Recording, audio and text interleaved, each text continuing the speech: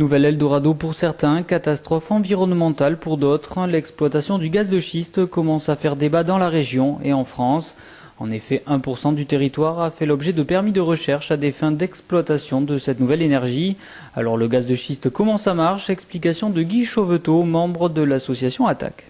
Le gaz de schiste, c'est un gaz qui se trouve dans un schiste. Un schiste, c'est un sédiment qui est essentiellement constitué d'argile et de marne, donc quelque chose de très très fin.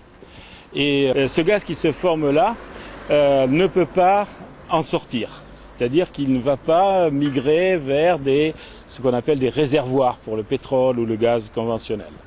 Donc il va rester là et il va être disséminé partout dans la roche, mais avec de très petites quantités partout.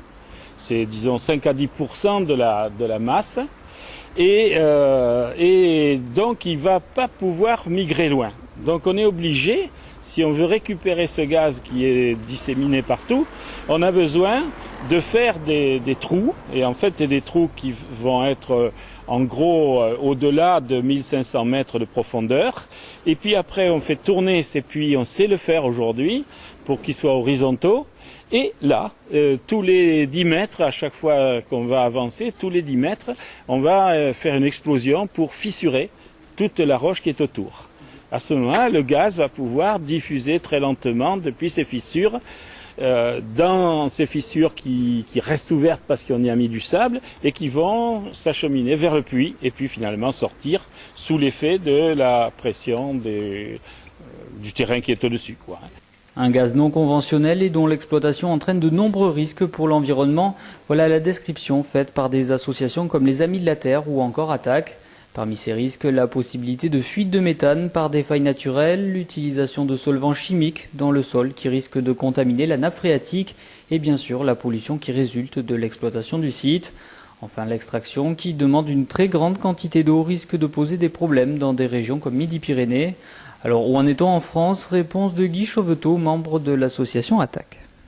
On ne peut pas forer, disons, le sous-sol en France sans autorisation des autorités qui détiennent ce sous-sol, c'est-à-dire de l'État, via, voilà. Et ces permis de construire ont été délivrés en mars 2010, donc c'est extrêmement récent. Alors ces permis couvrent de grandes superficies, à peu près 10 000 mètres carrés, vous voyez, c'est 100 km sur 100 km, c'est pas rien. Donc il y a un permis qui est tout près de chez nous, au nord de Toulouse, autour de Cahors. Il y en a des permis qui sont au sud-est, il y en a aussi dans l'est et puis dans le bassin parisien.